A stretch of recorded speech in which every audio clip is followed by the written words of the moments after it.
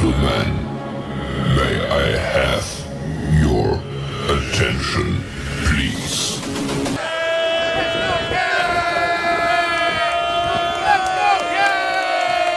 The show starts in 3, 2, 1, go.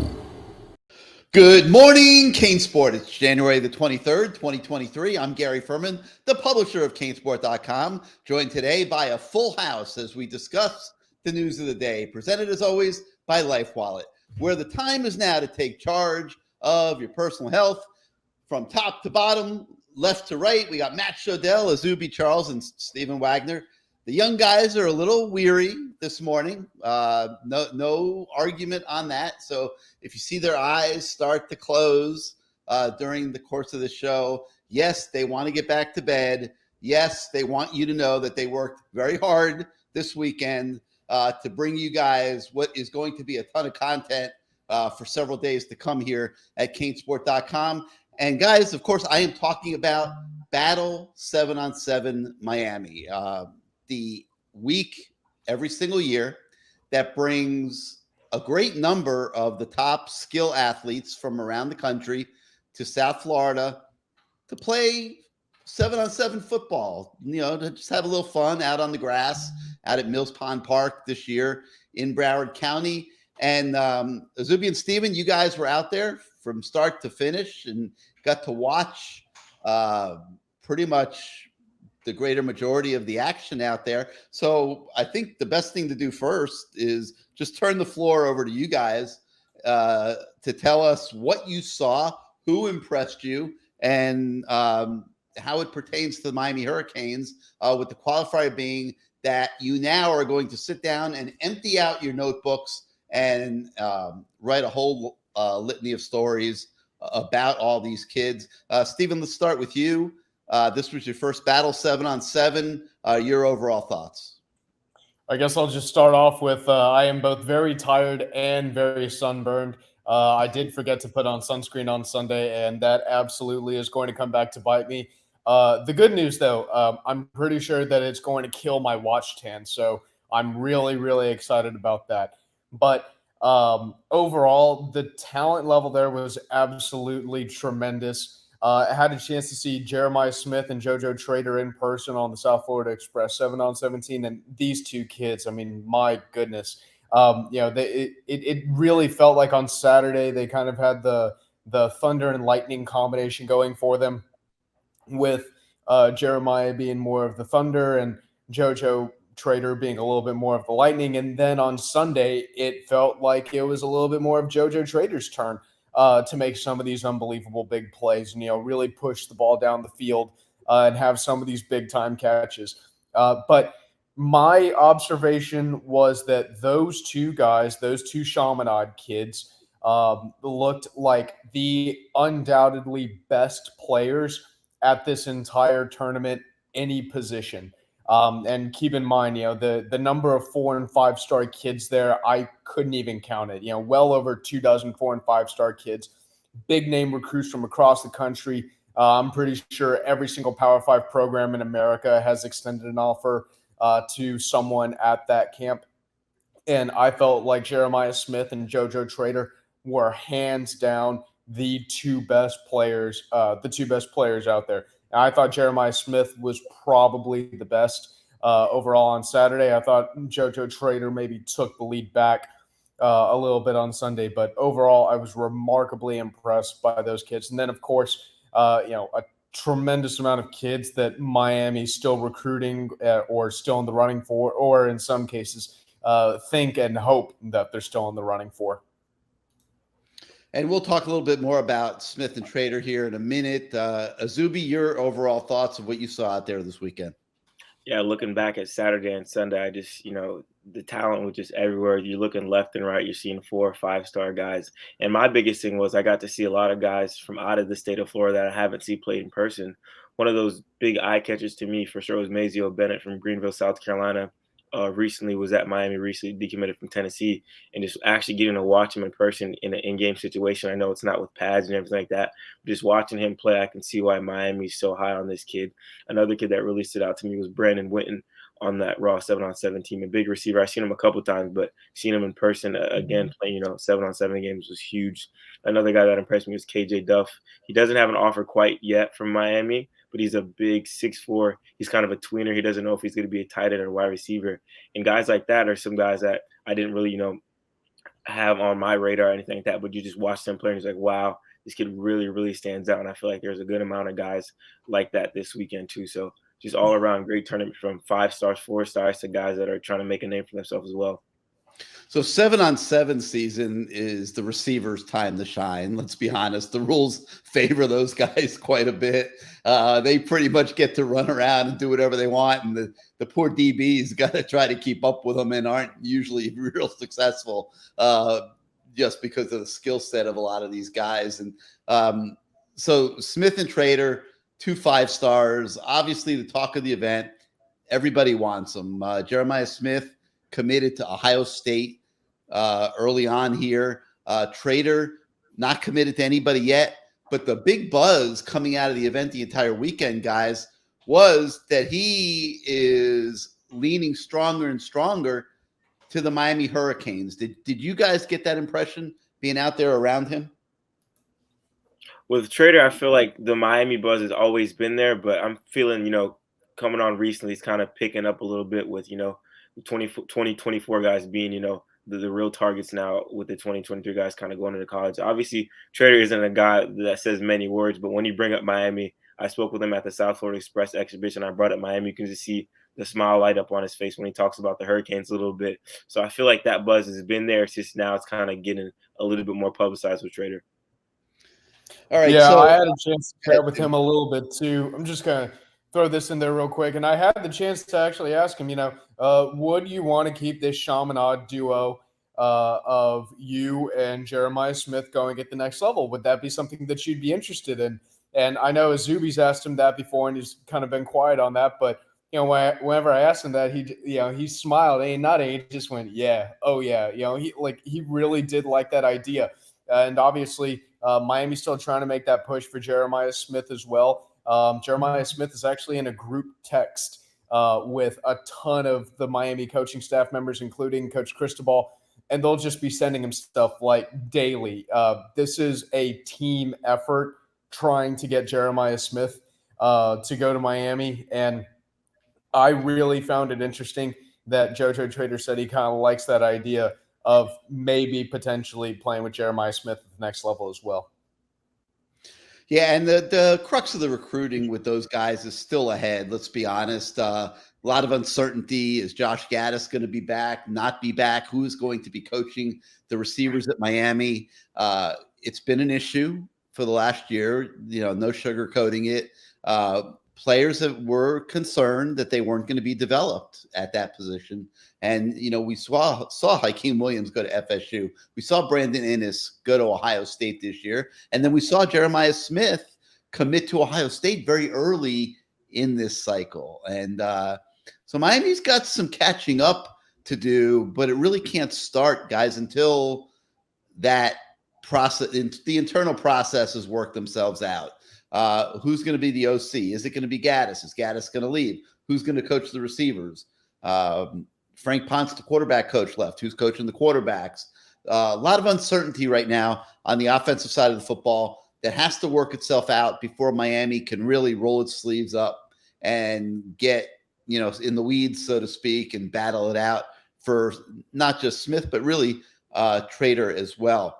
Now, while this was all going on at the 7-on-7, 1,400 plus kids, and some of them were 7-on-7 players, visited Miami's campus on Saturday alone, and then more came on Sunday. Just an incredible opportunity for the Miami program to get to see an enormous number of kids. Matt, you were out on campus Saturday morning and got to experience some of the buzz of a lot of these guys showing up. Give us an idea of what the vibe, felt like out there. Amazing. You better start talking. I feel bad for Steven and Azubi because Steven's gonna fall asleep. I'm gonna I tell always Steven. look like I'm gonna fall asleep. Gary says that every time I come on Good Morning CaneSport. Your eyes were like just a little bit open a minute ago. I'm gonna tell Steven and Azubi the truth. You guys were punked. You go out to this event for 12 hours each day. It was a waste of time because no matter what these guys told you, none of it's going to be true a year and a half from now. They don't know what's happening. You know, some guy puts out a crystal ball or a prediction, whatever you want to call it, just to maybe get some people buzzing about something from this event. That what did he say? That JoJo Trader is crystal ball to Miami or whatever. You know, just like sort of out of thin air because everybody knows JoJo Trader doesn't know what he's doing. Hasn't told anybody he's going to Miami. So it's just like, it's nice, you know, throw it up in the ether, create some buzz, create some excitement. Oh, wow, you know. Well, these guys, they flip and flop on these crystal balls and predictions endlessly. Right, but that's how you make your money. You get clicks. But the worst thing that could happen for Miami would be for anybody to commit right now because more often than not, I think in this day and age, a commitment a year and a half early, all that means is you have to work that much harder against every other school now negatively recruiting you because what happens with an open recruit at this point in time is a program is selling itself to you. They're saying, here's what we can do for you. Here's the offense we run. Here's the defense we run, depending on what player it is. Here's our record of putting players in the NFL with our coaches, with our program, whatever it may be. The second someone commits to your program, all of a sudden it shifts where every school in the country that wants that 5-star is now talking about why Miami shouldn't be where you go. So it's good. It's good to have Miami under the radar a year and a half before signing day. There's nothing wrong with that. Anybody who thinks Miami would be better off. It's only 11 months now, Matt. We're down to 11 months. At least December Sunday, right? 11 months, whatever. Only 11 months. Yeah. Only 11 months. 11 months from now, if I have one strand of not gray hair, it would be a miracle. But the point is, you almost don't, you know, in the past, you wanted to have 25-star commits by now. If Miami had 25-star commits right now, I'd be very concerned because that's what I do. I get concerned about stupid things like that. Anyway, I don't want to talk too much, but yeah, I was out at Miami at 7:30 in the morning on Saturday to see the big uglies because all the pretty boys get to go run around at 7-on-7. And, you know, a few of them came through. I did a couple updates. You could see them on the website, including Booker Pickett, who was probably the highest level big ugly that I saw. But, you know, the highlight for me, aside from just sitting there for 4 hours waiting for big uglies, was I see a former player walking towards me. And it was I still can't pronounce his first name. I'm pretty sure it's McConnor, but most people back then called him Mykonor. But he says, "Hey, it's Regis," like it's Regis Philbin or something. You know, he just calls himself Regis now, which is fine. And for those of you that don't remember, McConnor Regis was a defensive tackle at Miami, who was best known in reporter circles for picking up. He was a little upset about something, and there's a reporter in his way to the locker room, and he literally picked up this, you know, reporter who's not a small person, picked up this reporter, moved him out of the way, and walked into the locker room, which was the best thing ever, except the reporter was upset. And eventually Regis, as he's now known simply as Regis, like Madonna, Regis eventually did apologize to said reporter, but that was what he's known for in the reporter circles. Now he's known as Coach Regis because he's actually a high school coach. So I love it when former players give back to the community like Ed Reed does and just helps the youth. All right, so Miami had all these kids coming through. Don't be laughing, Azubi. I see Azubi. Azubi's the only one that listens to me. Azubi's still fired up because we won't mention any names, but he saw, I guess we'll say a reporter actually almost get punched out up at that 7-on-7 this weekend for talking smack over one of the games or something. It's like lesson number 1 in journalism 101, if you take the class, which a lot of people who work in our industry never did, admittedly. It's changed a little bit, is you report. You don't have a bias towards one side or the other if you're reporting on a game. And so apparently there was a bias on display, and somebody came and tried to knock him out. So Azubi's fired up. He witnessed that in person. We won't go into details, obviously, but yeah, it's not something you see every day as a fellow writer get punked. I mean, I can't remember last time I saw that. Maybe Matt, when you got sort of lifted up and tossed aside. It wasn't me. No, I remember when Mario Cristobal didn't like one of your recruiting stories. Oh my God. He was ready to pin you up. Okay, Mario did appear like he was going to attack me, but I was right. He thought I was making up a story. I was not. But anyway, the best story about a reporter like being accosted by anybody was when, and I'll use his name because everyone who's a reporter knows this story. No names. Don't use names. It's nothing he did wrong. I know, but don't use names. All right. Just say the reporter. So there's a reporter who was banned from practice back when Randy Shannon was the coach. And he showed up in practice anyway, because that's what reporters do. We're too dumb to know what the word banned means. So we just show up anyway. And this reporter shows up at practice and comes out after practice to a Ja'Cory Harris interview. And I remember it was Ja'Cory Harris because I still vividly can picture this scene. And it's a half moon of reporters around Ja'Cory, because in those days there was more than 3 reporters that actually covered the Miami Hurricanes. And this reporter shows up, and I'll use Mark Prey's name because he was the sports information director. Mark Prey announces to the gathered throng of reporters, no more questions for Ja'Cory until, name of reporter inserted here, leaves the premises. He's been banned. And the reporter says, I'm not leaving. And then, I'm kidding you not, Mark Prey says, get him, Jerry. Jerry happens to be this 70-year-old guard.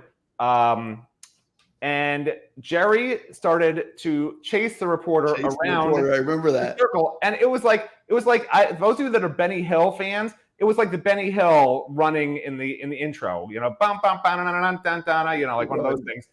And finally, Susan, we can say Susan because she said Susan Miller Degnan actually worked all the way back then, and she said, Mark, can we just do the interviews?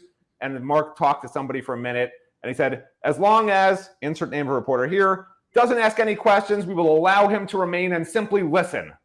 To which we all said, okay. And that was that. So that was the closest to Azubi's story I've seen to a reporter perhaps being assaulted. In this case, by a 70-year-old security guard, not by somebody on a 7-on-7 team. Well, I'm just glad it wasn't Azubi getting knocked out because he has a bunch of stories to write. And so we are going to have a lot of coverage from the Battle 7-on-7 here in the next few days, and hope we'll be talking about it on this show. But you guys should enjoy that.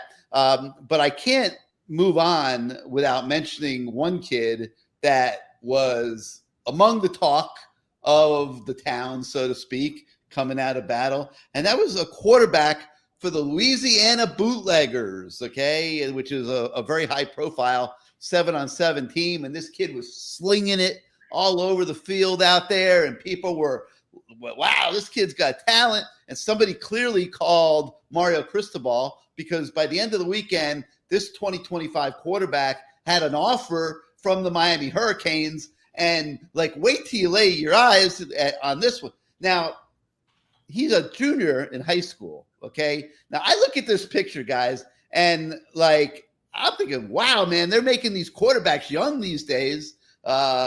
I mean, I wouldn't guess that he's a year away from college, but apparently he was throwing it around out there pretty good. Did you guys get a chance to see him? Yeah, I had a chance to watch him a little bit. What I did see from him was a guy who kind of had that ability to really manage a game, which, I know at the end of the day, they say everybody is a game manager, Tom Brady talks about how he is the ultimate game manager. This kid's name is Sebastian Serco. He's not currently rated on 3. He doesn't have a star ranking, class of 2025 kid. But he's got the ability. He's a 14-year-old masquerading as a 17-year-old.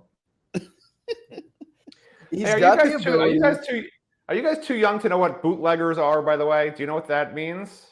I do know what bootleggers means because I'm from Texas. Okay. So, Azubi, since you shook your head no, a bootlegger is somebody who illegally sold alcohol during the Prohibition. Now, it got the name because they would hide alcohol in their boots to transport it. But why They named. Did you ask them why is your team named the Bootleggers? Because I've talked to their coaches before, but it never occurred to me to ask why they want to be named after something that's illegal. Do we know why? They're hiding 13-year-olds and masquerading them as 17-year-old quarterbacks. It's because they're from Louisiana, and Louisiana is like the little boot state. I mean, we're not calling it. It's not the Miami Vice 7-on-7 team. It's not the Cocaine Cowboys 7-on-7 team. Like, you don't do things like that. Nobody's going to name their team the Cocaine Cowboys 7-on-7 team. But the Miami Immortals did do a Vice like uniform color scheme. They're flirting with a little you bit. can form the cocaine. Steven Wagner can form the Cocaine Cowboys 7-on-7 team. Let's see how many parents put their children on your team, Steven. I will have the best team of 10-year-olds in the country. All right, so go ahead. I was just going to say, I did kind of like what I saw from him. I definitely saw some pieces. I saw a kid who did look confident. He was able to make some throws that I'm not seeing a lot of other 15-year-olds make. He definitely had an advanced understanding of just kind of like routes and zone concepts and figuring out when the ball needs to be in what places. Definitely not the best quarterback out there by any means, considering that there were guys like Julian Sayin, the Alabama commit. He was probably the best individual quarterback out there. And Bryce Underwood, a 2025 kid who's the number one quarterback in that year's class, and by all means is probably going to end up being a 5-star quarterback at the end of the day. But he was able to make some plays where I was able to say, like, okay, like, yeah, I can see why Cristobal would go, you know what, let's just go ahead and offer him just to be safe. All right. So usually the talk of these 7-on-7 events is the Miami teams. I mean, the South Florida Express have won, I think, 3 of these national titles. They're the defending national champs. Florida Fire, the Immortals, and this year you got a new team, Raw, 7-on-7, 4 teams from South Florida, and none of them won the championship this year, guys. And my question to you two is the talent now getting spread too thin because everybody wants their own team? I wouldn't say the talent's going to spread too thin, but the team that was, knocking everybody out, the Tucson Turf, when I tell you, I feel like they don't play regular football. They just play 7-on-7, how well organized these guys were. It wasn't like they had any 5 stars, 4. I don't think they had any 5 or 4 stars on the team. When I tell you these kids live and breathe 7-on-7, that was the biggest thing, because when they played South Florida Express, they pretty much neutralized Jeremiah Smith and JoJo Trader just by scheming around them and kind of, hey, we're going to knock these guys out of the game and make somebody else make a play. And they did a great job of it. But on the kind of note of talent getting spread too thin, I think it's kind of a better thing that all these guys are different places, because you kind of start seeing guys emerge as, hey, who's this guy on this team that's making big plays and things like that. What really kind of stood out to me about South Florida Express, especially like on the defensive end, is I thought SFE was the most talented team there by a mile. Like the overall accumulation of talent, it's like an all-star team. I really can't think of any other way to describe it other than, this is the all-star team. I feel like the lowest rated recruit there is probably like only in the top 100 nationally or something like that. Like the amount of talent they have accumulated there is absolutely ridiculous. But defensively, to me, they just look like a group that hadn't really, played a ton together and hadn't really gelled together, just because, they were just having, simple little miscommunications in coverage. It wasn't a talent issue. It was just a corner saying, oh man, I should have been driving this guy to the safety for that guy to pick him up. Or a linebacker realizing, oh man, I thought there was a guy behind me to pass that receiver off to. Apparently there wasn't. It looked to me like they just kind of weren't really super comfortable with each other defensively. I didn't feel like that talent was really spread thin by any means. I felt like, the Miami teams really were hoarding a lot of that talent still, but there were just other guys, kind of like Azubi said with the Tucson Turf, where it's like, oh man, like, do these guys live for 7-on-7 or something? Because they are just remarkably well organized and well coached. Interesting. So, yes, like I said, there'll be tons of coverage coming your way here the next few days from 7-on-7. and hope you guys enjoy that. All right, we got some more things to talk about this morning, but first, let's hear from our friends at Life Wallet. I know what you're thinking. Why do I get to star in my own commercial? Well, I was Life Wallet's first female athlete.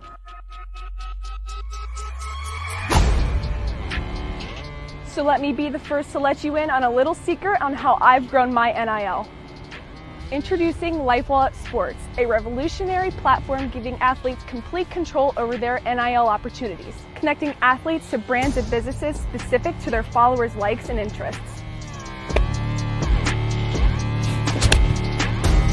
And if that's not enough, this platform also helps athletes make connections outside their sports. So let's get connected on Life Wallet Sports. Take it from me, it's a hole-in-one.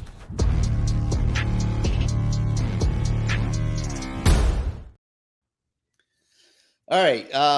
So the Battle 7-on-7 wasn't the only recruiting news of the weekend. We had some other items. Four-star running back Tavion Swint out of Kissimmee, Florida. Denton Geyer, Texas is Xavier Ukanponu, whose first offer ever came from Miami recently. Edge Marquise Lightfoot, a 6'4", 205-pounder from Chicago's Kenwood Academy, who picked up a Miami offer recently and shares his thoughts with us. And then if Miami dares go back to Lakeland and recruit, there's Cormani McLean's teammate, Brayshawn Williams, who has the Canes on his trail. And we've got a story with him as well. And also four-star Mater, California cornerback Zabian Brown, who landed a recent offer. So just tons and tons and tons of recruiting action going on right now. It must have been 100 offers given out over the last week by the Hurricanes as they work on 2024, 2025 now. So there's going to be all kinds of things for us to stay busy with over the next few months. And, you guys will have all that coverage to look forward to. All right. Miami basketball had a big game at Duke on Saturday, and it ended up being the team's third loss in the last 5 games. And they're just the third straight on the road that they lost really like in a one-possession game. And they're right there in every game. They are obviously a very good team.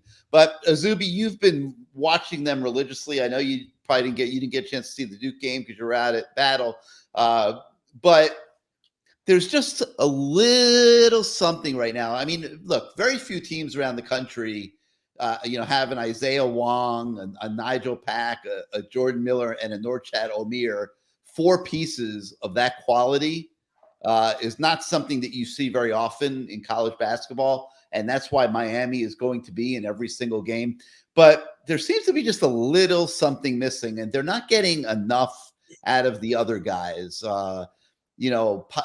Poplar in the starting lineup is giving them very, very, very little. Not getting enough off the bench from Anthony Walker and, the freshman Casey and Christian Watson and any of those guys. Like they need somebody, Azubi, in my eye.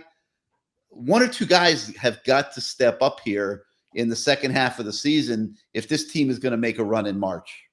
Yeah, like you mentioned, not many teams have, Isaiah Wong, Nigel Pack, Jordan Miller, and Norchad Omier. And I feel like the thing that's missing is that 5th piece that can rebound. Obviously, Norchad is a tremendous rebounder on the glass, but he's really the only guy that can go out and grab a rebound almost everybody. And with Norchad recently, he's beginning a lot of foul trouble in games, so they're having to take him out. And when they take him out, they just get dominated on the boards because after Norchad, the size differentiates. It drops off tremendously. I know we have Jordan Miller, that's a tall guy, but he's not fighting for rebounds against any 7-footer in the ACC or in the country. So I feel like the biggest thing that they're missing right now is another guy that can kind of solidify the offense and defensive board for them, because that's really, really been their kryptonite this year. Yeah, so Miami basketball now goes to Tallahassee. They play Florida State on Tuesday night, another big road game. So we'll see what happens there. At some point, they got to start winning these games on the road again if they are going to stay in the upper tier of the ACC. And we'll be talking about that more as the week goes on as well. Okay, today there's also the continuation of our CaneSport 30 for 30 series, ranking the top 30 Miami Hurricanes with 30 or more reps of experience. Today, our updates are on number 13, cornerback Devontae Brown, the transfer from UCF. Number 12, Xavier Restrepo, the receiver who had injury issues last year, now is back. Should be at full speed, I would think, for spring practice. And then number 11, a tie between Henry Parrish and Matt Lee. And we had to put some ties in there because we had guys come in late due to the transfer portal like Matt Lee. When we started the series, there was no Matt Lee on the Miami roster. Matt Shodell, this has been your baby from start to finish. Any thoughts on that foursome of features that we bring to the table here today and the last couple of days? No. So listen, I got some thoughts on some other stuff. Azubi, you mentioned I think great point that they're missing just a defensive center. Honestly, you don't even need a scorer, just a defensive center. But one thing I'd add for basketball is the difference to me from basically with a smaller team last year. They were successful because they were plus 4.4 turnovers per game. This year, they're plus 1.6. This is not the same aggressive scramble defense they were able to play last year. That's the only other thing I'd add to that. And then the only thing I'd add from earlier, Stephen, because I keep notes because I don't get to talk that often. I'm used to just nonstop. You're just not used to having to share the floor with four guys. I'm used to not having to sit here quietly for a while, so I keep notes now. So Stephen said 35 minutes ago about that quarterback who looks like he's 5 years old. He said, let's offer him just to be safe, was Miami's philosophy, which is probably true. And then Gary, 22 minutes later, said that they've given out 100 offers in the last week, which is a little bit of a exaggeration, but not by much. And the thing I wanted to say about that. Well, you've been counting? No, I haven't been counting. Have you? How do you know if it's an exaggeration? All I know is I'm seeing a new one every 3 minutes. There's no way. I'm honestly thinking it could be close to 100 by now. I'm not even kidding. I really do think it could be close to 100. There's no way they're giving out one offer for every year that Gary's been alive. That's just not realistic, okay? But what I do want to say is the philosophy of what a Miami offer used to be. It sort of saddens me because Azubi and Steven have no idea. But it used to be Miami was the last school to offer everybody. And that was a good thing. Like when a player got, and that's a slight exaggeration too, not every player, but a lot of players, Miami would be late to the game, which was good because back in those days, a player got a Miami offer because Miami coaches had done a thorough evaluation of them as not just as a player, but as a family person, I remember a coach telling me once they would actually go to a school and ask, where's the janitor? And they say to the janitor, when this guy walks down the hallway, does he say hello to you? Have you ever talked to him? So how do they treat people when eyes and cameras aren't on them if you're a five-star? Things like that. So it used to be a huge process. It wasn't just, hey, look at this guy's film, like a defensive backs coach. Hey, look at this guy's film, Coach Cristobal, can I offer him? Yeah, go ahead and offer him. Looks good. That's what it's become now, and that's the norm because you don't want to be late with an offer because in this day and age, recruits demand it. Recruits want to know, why are you my 30th offer even though I'm not a senior for 2 years? Why didn't you offer me earlier? You obviously don't like me as much as these other schools, Whereas in the old days, it was, wow, this is a special offer because they looked into me. They know what I can do. They know who I am. It's not just they looked at my film for 5 minutes or, I was rated a 5-star, so they figured, okay, they got to offer me because everyone else is offering. I prefer it the old way. I wish, it used to be Jimmy Johnson discovered speed was the answer, right? And if they could go back to that somehow and become that again and make a Miami offer special, I think that would go a long way because right now it's just Miami's another offer. Send it out on Twitter. Oh, it's another offer. Thank you, Miami. Blessed to have an offer from Miami. And that's it. And they move on. I just wish it was more special for players nowadays than what it's become. All right. Well, well said. But so anyway, there've been a lot of offers going out, a lot of recruiting coverage, and that'll obviously continue. One last thing for today, but certainly not least, there is a 5 p.m. announcement today coming from a transfer from Iowa. He is a cornerback by the name of Terry Roberts. And we think that there's a great chance he picks Miami. So make sure you're in tune to CaneSport.com around 5 o'clock this afternoon. And we hope to be bringing some good news to you on that front. So that's going to do it for today for Good Morning CaneSport. We thank you so much for starting out your day with us. If you like this show, like our YouTube channel, hit your subscribe button, hit your like button. It helps us with the algorithms at YouTube, grow our audience, and more so than anything, please make sure that you are a subscriber to CaneSport.com so you can read all of our Battle 7-on-7 coverage that we will be pouring out here over the next several days for you. So for Stephen Wagner, Azubi Charles, Matt Shodell, I'm Gary Ferman. Thank you so much, everybody, and we'll see you next time.